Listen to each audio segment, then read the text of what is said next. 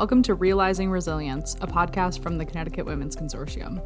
We're not behavioral health professionals, but we're your gateway to real conversations with the experts. Each episode, we'll delve into the vast landscape of mental health, from personal stories to expert insights. Together, we'll bridge the gap between clinical expertise and personal experiences, connecting with diverse voices and perspectives. Join us for insightful conversations that demystify the world of mental health. Jackson Katz has long been a major figure and thought leader in the growing global movement of men working to promote gender equality and prevent gender violence. He is co-founder of the Multiracial Mixed Gender Mentors in Violence Prevention Program, MVP, one of the longest-running and most widely influential gender violence prevention programs in North America and beyond. MVP introduced bystander education into the sexual assault prevention field, and Katz is one of its early architects. MVP is the first large-scale initiative in both the sports culture and the U.S. military. Katz's books include the classic bestseller, The Macho Paradox, Why Some Men Hurt Women and How All Men Can Help. His next book, entitled Every Man, will be published by Penguin Random House UK in early 2025. Katz is the creator of many award-winning educational videos, including the Tough Guys series, as well as the Bystander Moment, transforming rape culture at its roots. His TEDx talk, Violence Against Women is a Men's Issue, has been translated into 27 languages and has more than 5.5 million views. He has lectured and trained in all 50 U.S. states, 8 Canadian provinces, and every continent except Antarctica, though I'm sure he would love to speak there too. Welcome back to Realizing Resilience. My name is Alana. And I'm Marisa. And today we have the pleasure of speaking with Dr. Jackson Katz. Jackson, thank you for joining us. Thanks for having me. Can I call you? I didn't ask. Can I call you Jackson? Sure, surely. I didn't know how formal we were going.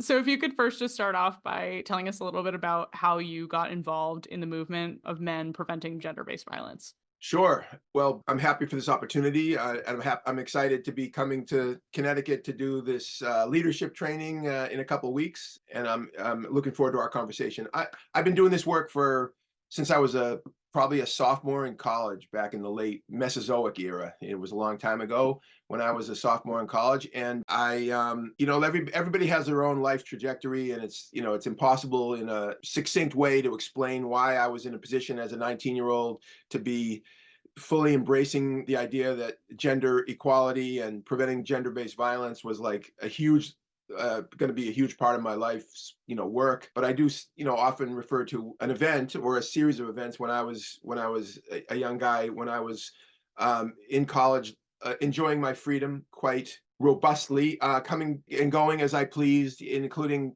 coming home at 3 or 4 in the morning from parties, and I had went to school on a big campus with 20,000 students, but it wasn't an urban area, but there were urban elements to it, but I wasn't even thinking about my personal safety. I'm not saying that was rational or thoughtful. I think a lot of men in my generation, and to this day, especially white men throughout the United States, often have this certain kind of privilege to just not really be that concerned about our personal safety. Again, I'm not saying it's a smart or rational or thoughtful way to go, but I think that's normative. Anyhow, I lived in a co-ed residence hall, and women lived across the hall from me and next door, and I started to notice that the women in my immediate vicinity had a completely different experience of freedom, such as it was, and they were constantly worried about what time it was, who they're going to get home with, how they're going to get a ride home, these kinds of things. And I remember thinking, if I were a woman and I had to live like that and constantly worry about my safety because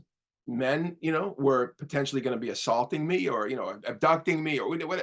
I remember thinking I would be so ticked off about this. I would be so livid. And then when I saw women organizing, this is again, the late 70s, early 80s, when I saw women organizing, and this is the Take Back the Night movement had just started a few years before that, like in the UK and then in the United States, women organizing to, especially around the night. In other words, the fear that women had when it got dark of sexual violence. And I just remember there was women organizing on my campus around this public safety issues and better lighting and things like that. And I remember thinking, wow, the women who are speaking out, not that they had an agenda against men. I didn't felt that what I consider a silly defensive reaction that some men have, which is like somehow women hate men because they feel they have the right to, walk across campus without being, worried about being abducted. So to speak out about that means they're anti-men. That's so ridiculous to me. I was impressed by the women and by women's activism and by women's leadership. And I remember being inspired by it. And then I used to write for the student newspaper. So I wrote a column about it, an opinion column about how it was called The Man Can Only Imagine. I was trying to think as a 19-year-old guy, how I would feel if I were a woman. This is the same time that I was, as a white guy, thinking about racism in a serious way for the first time. And as a heterosexual person, thinking about heterosexism in a serious way for the first time. It was all like happening to me at that time. And I started realizing that I had these positions of advantage and I had a voice, and I started speaking out and writing about it, and I started student groups, and then I realized by doing that, I started realizing how big a problem this was, and women started sharing stories with me, and I quickly got both on an intellectual level, but also on an emotional and personal level, that the issues of gender inequality and men's violence against women as the front edge of gender inequality were giant problems in human civilization. And they were connected to virtually every other problem that I was concerned with as a young man and as an older man. In other words, this is not a siloed issue that only a few people are concerned with a specific constituency of people who have been affected. This is like giant, and it's related to everything. And I got that early on, and I started speaking out, like I said, and I didn't know exactly what my life path would be, but I knew that this would be part of it. And I'm still doing today what I set out to do, over 40 years ago. And I often say my hair is shorter, not by choice, and my clothes, I have nicer clothes, but it's the same stuff. It's the same thing. It's like, and by the way, one of the last thing I'll say on this is that it was obvious to me fairly early on that this was a men's issue. It was fairly obvious to me that women were the ones who were speaking out, but men are the ones who were committing the vast majority of the abuse, the harassment, the violence. And men also have most of the social, political, and economic power in the world. So if men have most of the power and men are the ones doing most of the violence, why is it a women's issue? Why should we? To me, that was a subtle form of victim blaming. And so part of my work over these many years has been to try to literally reframe the conversation and shift it. And we can see today, even in 2024, how much of an uphill fight it is to get that shift, to make that shift happen, because this is fundamentally about men, and it's fundamentally about men's leadership and the lack of men's leadership. And so this training that I'm doing on May 16th is really focused on what can men in positions of leadership do. But this is part of the work that I've been doing for all these years. What an awesome age to come at that kind of a revelation and understand these things. I think that when you're at the college age, to get like a fire lit under you is really life changing. So that's a great time to experience something like that. And you had addressed how you seen from both sides of like thinking of it as a man, or how some men consider that this is a women's issue, and how people also consider it as a men's issue. Like women will consider it as a men's issue often. So that's kind of like a gendered view of each thing. Do you think, to move from gender but to culture, do you think there's cultural differences in how they can impact the community or someone's approach to gender violence? When you say culture, do you mean like subcultures, different racial and ethnic groups, or do you mean the larger culture that we, American culture or Western culture? I think it could be any of it, really, just cultures and communities and how different groups work. Can that really affect gender violence prevention, or how people feel about gender violence? Sure, absolutely. I mean, one of the basic feminist insights, which to me is commonsensical, although it's not yet, still a work in progress trying to permeate broader consciousness. It's a work in progress, but one of the basic insights is that gender is one of the key axes around which societies are organized. In other words, you can't understand a society if you don't understand how gender helps to organize both the family, the larger community, institutional practices, distribution of resources. I mean, gender is so central to everything. And so understanding that is sort of the baseline. And then you look at how, for example, different subcultures within a larger society have different variations. I mean, like we often say, for example, around domestic violence prevention and sexual assault prevention, but is that you can't use a one size fits all solution, because there are different communities, and different communities are affected in different ways by these issues. So, for example, women of color have been saying since the 70s, it's not a recent conversation, but it's an important one nonetheless, have been saying that if the main focus of your response to, say, domestic and sexual violence is criminal justice response, then it's going to land disproportionately on communities of color and, frankly, socioeconomically disadvantaged communities, because they're more likely to come in contact with police. The police are more likely to be surveying those communities to begin with, and they're more likely, the men, for example, who are apprehended are more likely to be arrested. They're more likely to be incarcerated. I mean, than, for example, wealthy white men who are just down the street, if you will, in a different community, a different subculture, a different community.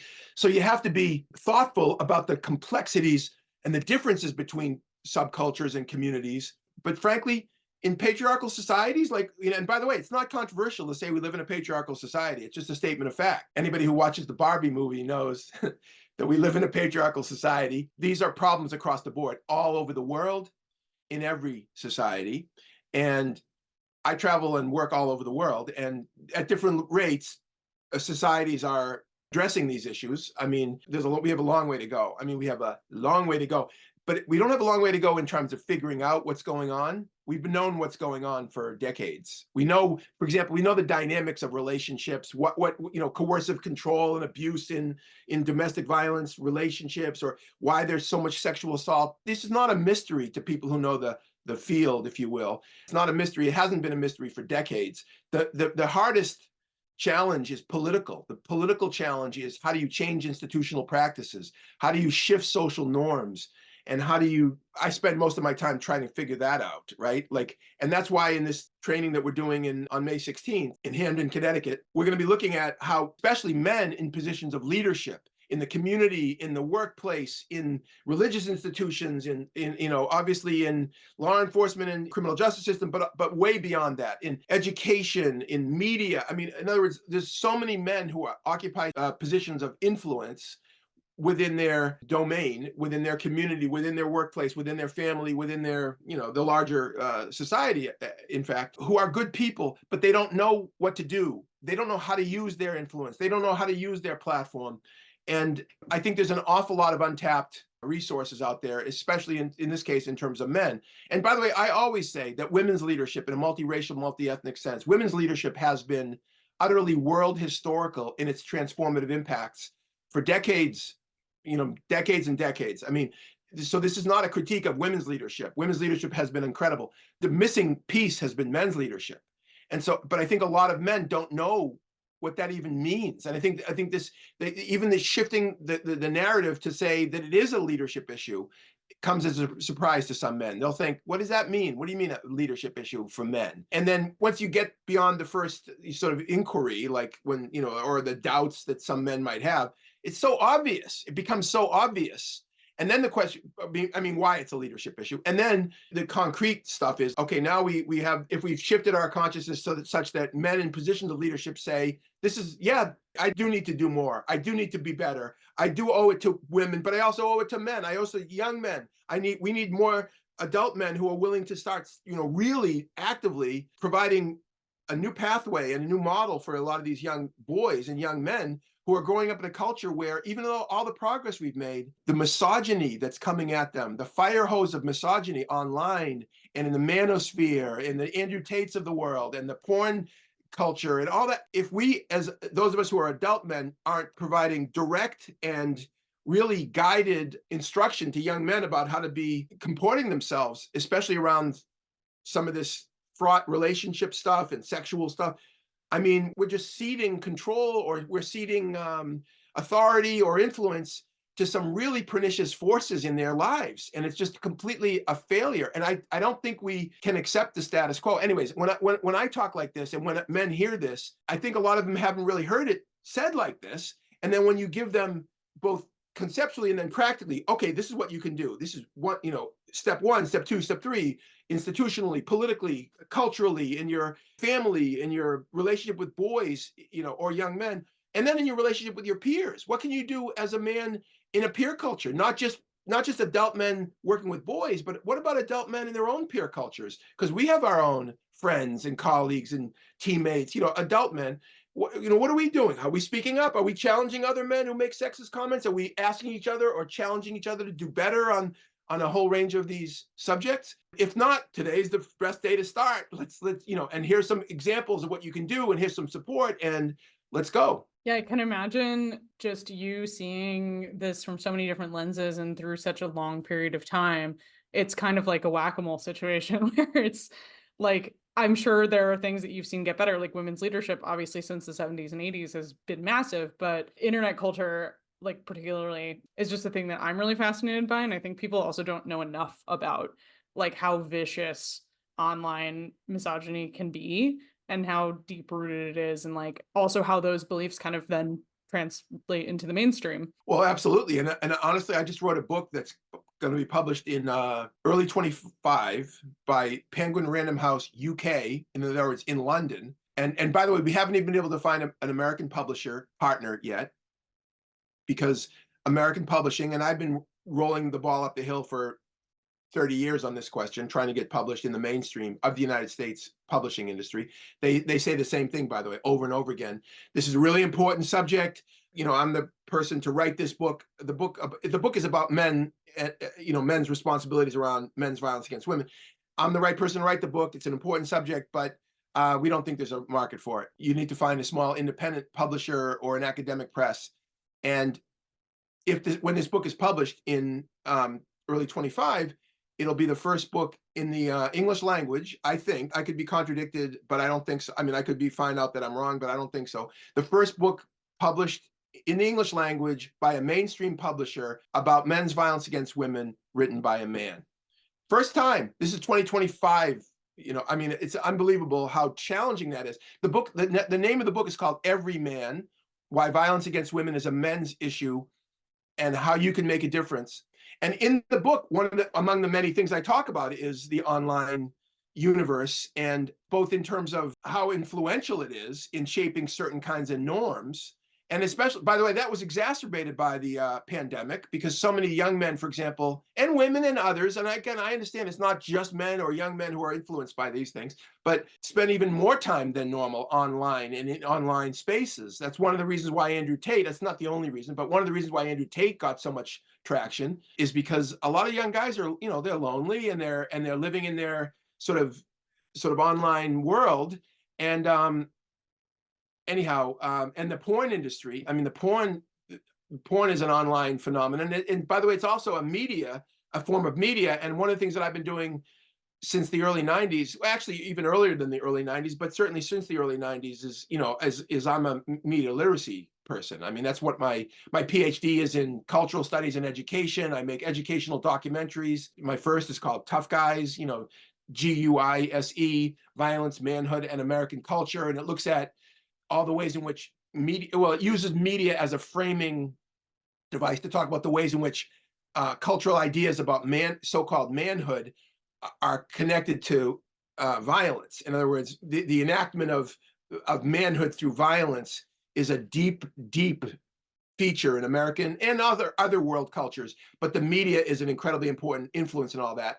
So when we talk about the online sort of spaces, it's so many different pieces coming together. It's social media, it's chat rooms, it's multiplayer video games, but it's also Hollywood films and TV and memes and TikTok videos, and it's like it's impossible, absolutely impossible to talk about any of these issues without, frankly, foregrounding the power of media and the technologies of communication. And by the way, the Me Too movement happened because of social media. In other words, it wasn't like, I hate to say it, but young women didn't discover for the first time that sexual violence and domestic violence were big problems. The women's movement figured that out, in the 70s. That was like the birth of the domestic violence movement, and the sexual assault movement was in the 70s, decades before there was anything like social media.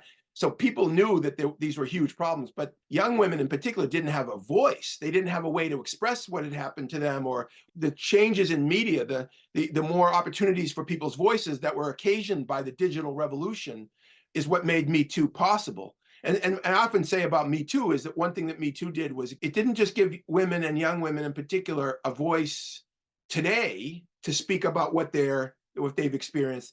In a sense, they were speaking for billions and billions of women who have come before, who never had a voice, who never had a way to talk about their experiences or have people hear their story. And I think, to get back to the frame of men and men's leadership, I think that a lot of men, in the face of women's righteous indignation and anger and organizing, I think a lot of men retreat, and they don't know what to do or what to say.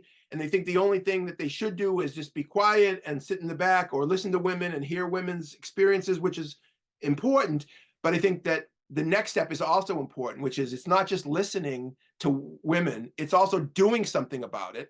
And what is doing something about it? And what can men do about it? And for example, what can men do about the online explosion of misogyny? And how can men who are participating in online cultures, how can they make their voices heard? How can they make it clear, for example, to other men in their peer cultures? Again, we're talking about in the virtual universe, because peer cultures are not just physical brick and mortar. They're also, you're in chat rooms, you're in, like I said, you're in multiplayer video games. How can you, as a member of a virtual community, as a man or a young man, how can you make it clear to the men in your community, or I say men in quotes because we don't even know, because sometimes people have identities online that are not necessarily consistent with their identities offline.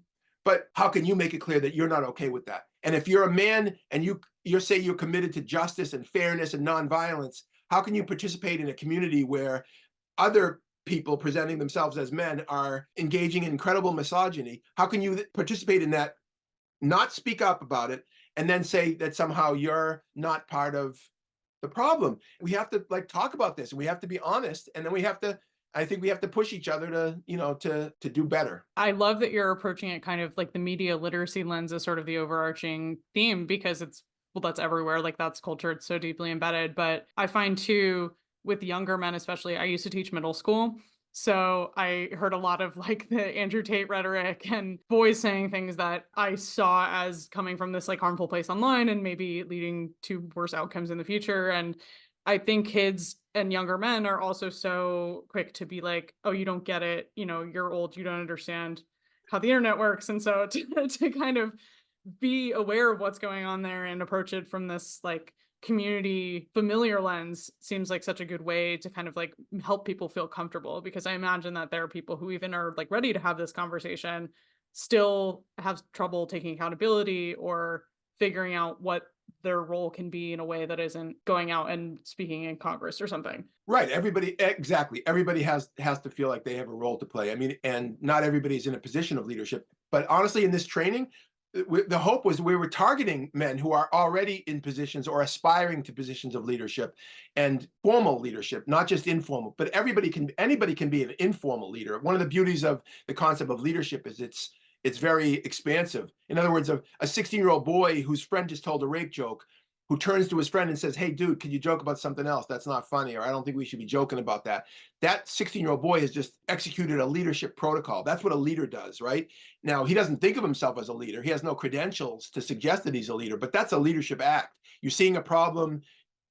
You're thinking about, whether it's conscious or not, your responsibility to yourself, to your family, to women, to men, to justice and fairness, whatever it is. And then you're choosing, among the options you have to respond to the situation that you see as a problem, one of the options is to say something. Hey, that's not funny. That's what a leader does, right? A leader sees a situation, thinks about their responsibilities to the various parties, thinks about what options they have to act, and then they choose one and they do it.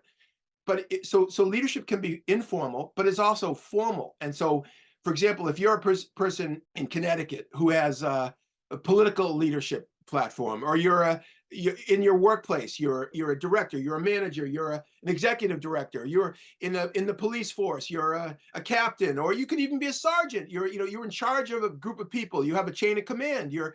What can you do proactively, not just reactively, not just after an incident has happened? What can you do to help set a tone? If you're a teacher, if you're a coach, I mean, there's so many examples of men and young men who are in positions of leadership who don't really know how to think about their role and responsibility around this subject matter. And what they often do is defer to women. They'll be like, oh, my female colleague, she knows this subject, she should deal with this. And so what you have is lots of men who are, again, good men who are in positions of leadership who defer or delegate to somebody else instead of taking leadership themselves. And we're going to talk about all this on May 16th and talk about concretely, okay, how can we think about this a little differently? How can we think about what you can do, not just what she can do? I'm convinced. I've been doing this work a long time, and I've been working extensively in the sports culture, in the military culture, in C-suites and finance, and really wealthy, powerful men in finance, but also blue collar, union guys and blue collar, construction trades. It's like there's across the board, there are men in positions of influence and leadership who need to figure out how to do or use that leadership on these subjects. And by the way, everybody benefits. It's women benefit, of course, but also men. I mean, there's so many men who have been, I talk about this everywhere in my writing and my speaking. It's like so many men have been harmed by other men's violence, both men's violence against the women that we care about, but against other men. I mean, there's so many men themselves who have been victims of the same sort of bullying, the same sort of male peer culture, some of the oppressive aspects of certain parts of male peer cultures. It's not one or the other. It's like that's the other thing I think it's important for me to say. It's like the men who say, well, what about men? What about violence against men? What about all these? We figured this. It's not a new question to people like me. Of course, men's violence against other men is a big problem. In fact, most forms of violence in our society, outside of domestic violence and sexual assault, most forms of violence, men and young men are the primary victims, but we're also the primary perpetrators.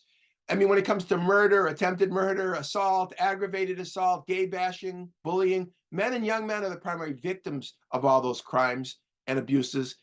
But it's incredibly important to say that we're the victims of other men's violence. So men's violence against women is connected to men's violence against other men, which, by the way, is also connected to men's violence against themselves, because suicide is violence turned inward. So talking about men's violence against women you're not talking about it in a vacuum. You're talking about all these ways in which it's connected to other forms of abuse and suffering that includes men's suffering. And some of this stuff, again, is so basic, but until you hear it, until you learn it, until you engage with it, it can seem a little abstract. And I think that part of our challenge is getting men in the room, if you will. And I often say this can't be. We have to move to a place in our society where leadership training around this subject is not optional. It's not because you're a nice guy wanting to get more skills so you can help the women out. We have to get to the place where if you're a leader, we expect this of you. If you're a young man who's in a position of aspiring to leadership, this is an expectation. You need to have the toolkit to be able to know how to be effective on sexual assault prevention, relationship abuse prevention, sexual assault, and sexual harassment.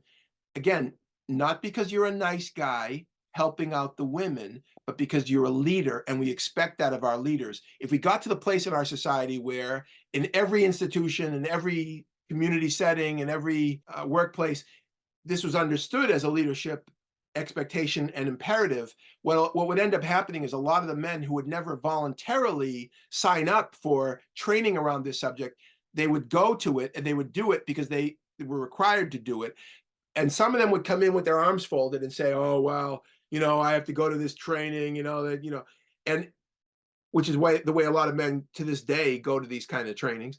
And then they would go in with that attitude often, but they wouldn't come out with it because they would realize, oh my God, there's so much more that I didn't know about. There's so many connections that I'm making between personal and political issues, that like the relational challenges, the peer culture issues that I have, that others have, the ways that I can be a better father, uncle, mentor.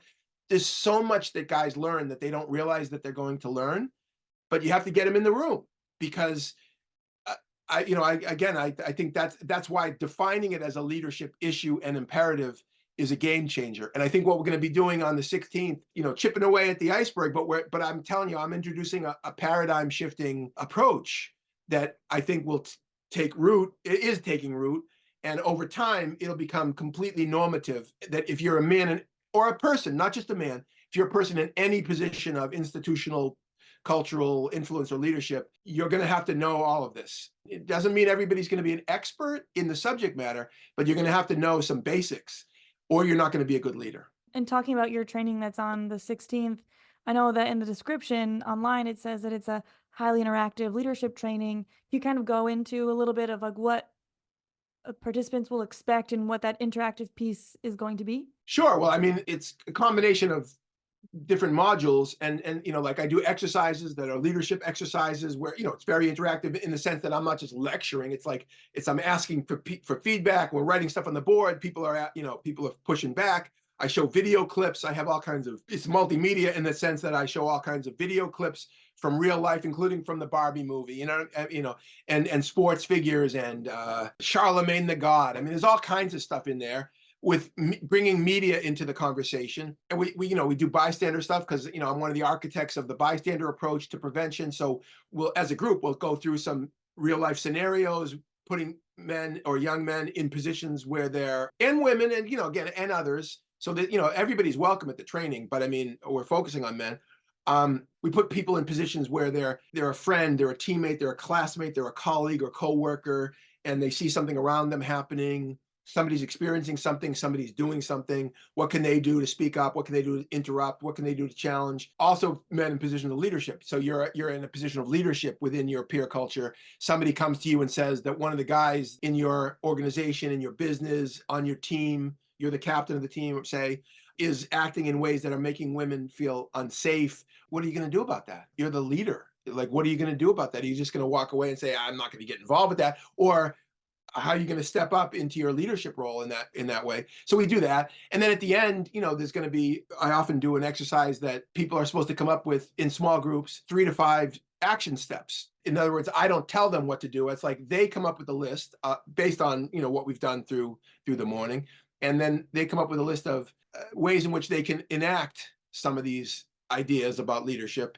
And then we discuss them. And people hear back and forth from each other what they think. And the idea is to walk out of there both thinking about all the issues and hopefully in a new way, but also with some concrete pathways to actually, doing something. That's why it's both interactive and I hope inspirational. Yeah, I'm really excited about this training. I am the aunt of a 4-year-old boy, and we have mostly girls in our family. So I'm real dedicated to I'm not raising him, but raising a good boy. Yeah. And someone who can help and someone that people want to be around and is a good person to everyone. So I'm really interested in this. I appreciate that, Marissa. And I have to say, a lot of seems like an obvious point, but maybe it isn't, maybe it needs to be said. Anyways, I think a lot of women want men to have these conversations, but they also know that boys need these conversations. And it's not fair. It's not fair that the burden of educating boys and socializing boys around this subject matter falls disproportionately on the shoulders of women. It's just not. I mean, of course, women have an incredibly important role. Mothers, aunts, teachers.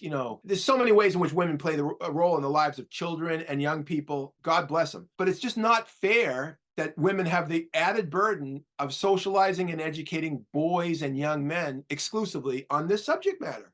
And yet that's what ends up happening. And a lot of men, again, who they I'm kind of uncomfortable about this. This is something that mom should talk to the boy about. It's like, are you kidding me? Now again, there are some men who I don't want to make a blanket statement like that. I mean, there's plenty of men who do this and actively participate in addressing this stuff with their boys and girls and others. I understand that. But I do think that a lot of the momentum in this work globally is from women who are horrified by the culture that their sons are growing up in. And they're trying to figure out, oh my God, because they know better than anybody that little boys are born as loving and caring and, innocent as little girls. And what happens? What happens to the little innocent little boy who's loving and playful little child, and now, as a little boy, and now all of a sudden he's 16 years old, pushing his girlfriend up against a locker because she's disrespecting him in front of his boys. It's like, what happened? And what do we do about that? I mean, yes, there are men who are very concerned about this as well, about their sons, about themselves, but about their sons. But I do think a lot of the driving sort of political and social energy and momentum is coming from women. And certainly in other countries, like I'm going to Australia in the end of May for a series of big high profile talks and trainings and leadership events all over the country. A lot of the activism that's happening in Australia, which is quite impressive, is driven by women, but there are increasing numbers of men who are stepping up, increasing numbers of men in positions of leadership.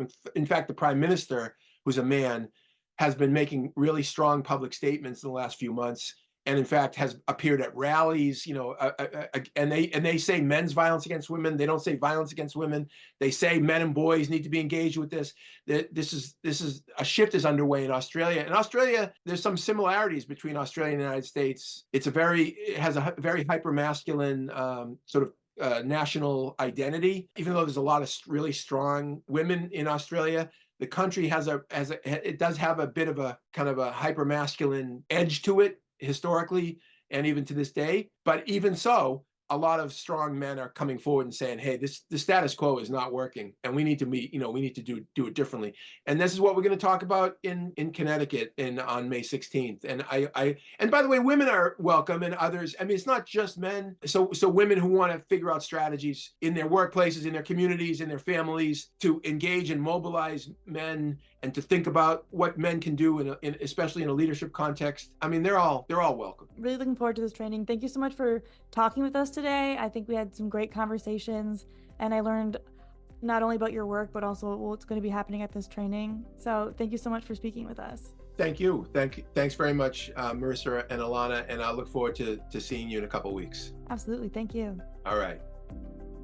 Links will be in the description to sign up for our Men's Leadership Spotlight event, Violence and Silence with Jackson Katz, on May 16th from 8:30 a.m. to 12 p.m., as well as to learn more about Dr. Katz and his work, and to keep up with us at the Connecticut Women's Consortium. Thank you so much for joining us today. We'll see you next time, and remember to be kind to yourselves. Bye.